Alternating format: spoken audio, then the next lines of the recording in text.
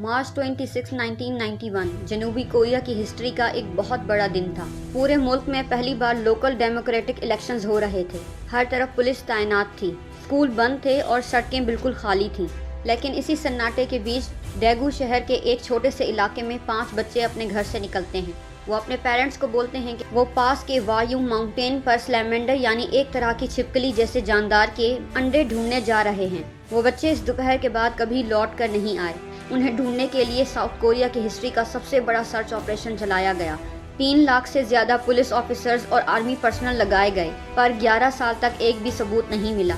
और जब 11 साल बाद उनकी बॉडीज मिली तो पुलिस ने जो ठंड से मरने की थ्योरी दी उसने सबको चौंका दिया। लेकिन जब फॉरेंसिक रिपोर्ट आई तो पता चला कि ये कोई हादसा नहीं बल्कि साउथ कोरिया का सबसे बड़ा और सबसे मिस्टीरियस कवर अप हो सकता है। दोस्तों, पहले इन बच्चों को देखिए। 13 साल का वू च्योल वॉन, 12 साल का जो हो योंग, 11 साल का किम योंग यू, 10 साल का पार्क चैन इन और सबसे छोटा 9 साल का किम जोंग सिक। ये सब एक ही स्कूल में पढ़ते थे और आपस में बहुत गहरे दोस्त थे। सुबह के 9 बजे ये बच्चे अपने साथ एक टिन बॉक्स लेकर पहाड़ की तरफ निकलते हैं।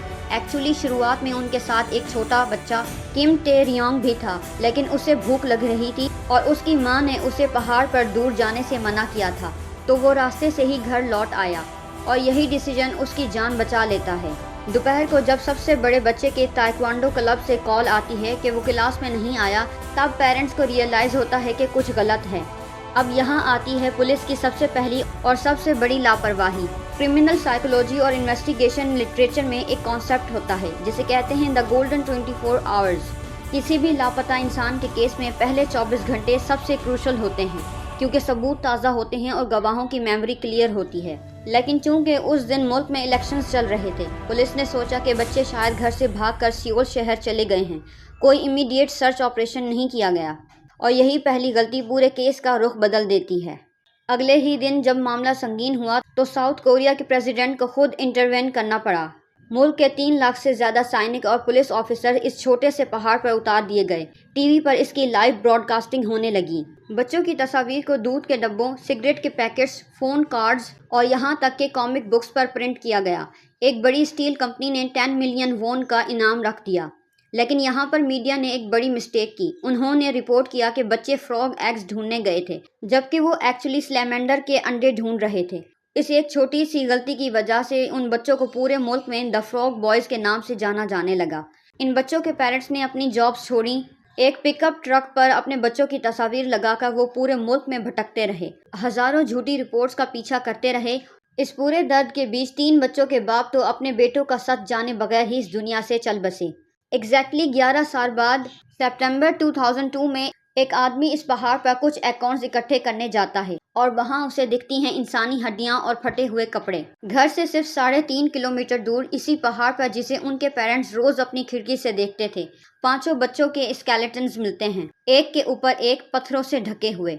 पुलिस ने आते ही क्या कहा? उन्होंने कहा कि बच्चे रास्ता भटक गए थे और हाइपोथर्मिया यानी शदीद ठंड की वजह से उनकी मौत हो गई। लेकिन दोस्तों, पेरेंट्स ने इस थ्योरी को यकसर रिजेक्ट कर दिया, क्योंकि बच्चे इस पहाड़ के एक एक कोने को जानते थे। और जब ये मामला यूनिवर्सिटी के फॉरेंसिक एक्सपर्ट्स के पास गया तो जो सच सामने आया उसने पूरे मुल्क को हिलाकर रख दिया। पहला सबूत, 5 में से 3 बच्चों की स्कल पर किसी भारी मेटल ऑब्जेक्ट या हथौड़े से बार बार वार किए जाने के निशानात थे। ये कोई हादसा नहीं था। दूसरा सबूत, एक बच्चे की स्कल पर गन शॉट्स वॉन्ड्स थे जो बहुत ही क्लोज रेंज से मारी गई थी। तीसरा सबूत, उनके कपड़ों पर जॉइंट्स लगी थी, वो बहुत ही कॉम्प्लेक्स थी। फॉरेंसिक एक्सपर्ट्स ने बताया कि ऐसी ग्रहें कोई बच्चा नहीं लगा सकता। ये ऐसी टेक्निक्स थी जो या तो मिलिट्री में या फिर शिपिंग डेक्स पर हैवी लोड्स बांधने के लिए यूज होती हैं। अब यहाँ पर 2 सबसे बड़े सवाल उठते हैं। सवाल नंबर 1, अगर इस पहाड़ को 11 साल में 500 से ज़्यादा बार छाना गया था तो ये बॉडीज़ पहले क्यों नहीं मिली? फॉरेंसिक एक्सपर्ट्स ने नोटिस किया कि हड्डियों पर मौसम या जंगल के जानवर के काटने के निशानात बहुत कम थे। इससे एक थ्योरी सामने आई जिसे कहते हैं द स्टोरेज थ्योरी। इसका मतलब है कि बच्चों को मारकर पहले किसी बंद और खुश्क जगह पर छुपा कर रखा गया और कई सालों बाद बॉडीज़ को लाकर पहाड़ में फेंक दिया गया। दूसरा सवाल, क्या इसमें मिलिट्री का हाथ था? दोस्तों, इस पहाड़ से कुछ ही 100 मीटर की दूरी पर एक एक्टिव मिलिट्री फायरिंग रेंज थी। 1991 में बच्चों के गायब होने के दिन एक मकामी बच्चे ने वहां गोली चलने और चीखने की आवाज़ सुनी थी, जिसे पुलिस ने जानवर की आवाज़ कहकर दबा दिया था। क्या ऐसा हो सकता है कि फायरिंग रेंज में गलती से किसी सोल्जर से बच्चों पर फायरिंग हो गया हो और इस पूरे इंसिडेंट को कवर अप करने के लिए उन्हें मार कर छुपा दिया गया हो? हड्डियों के साथ कुछ मिलिट्री बुलेट्स भी मिली, लेकिन कंटेमिनेशन की वजह से ये प्रूव नहीं हो पाया कि वो बुलेट्स 1991 की ही थीं या पुरानी। दोस्तों, साउथ कोरिया में इस वक्त एक कानून था, स्टैचू ऑफ लिमिटेशन। इसका मतलब था कि अगर किसी मर्डरर को 15 साल गुजर जाएं तो इसके बाद किलर पर कोई केस नहीं चलाया जा सकता। 2006 में इस केस के 15 साल पूरे हो गए और लीगल तरीके से ये केस हमेशा के लिए बंद हो गया। लेकिन इस केस की नाइंसाफ़ी ने साउथ कोरिया के लोगों में इतना गुस्सा भर दिया कि उनके पब्लिक प्रेशर की वजह से 2015 में साउथ कोरिया की पार्लियामेंट ने इस कानून को हमेशा के लिए बदल दिया।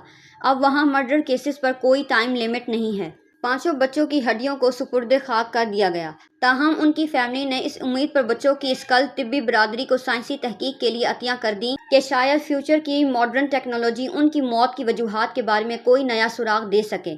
गुमशुदगी की 30वीं बरसी के मौके पर 2021 में डेमो शहर में इस जगह के करीब जहां हड्डियां मिली थीं, एक मेमोरियल तामीर की गई।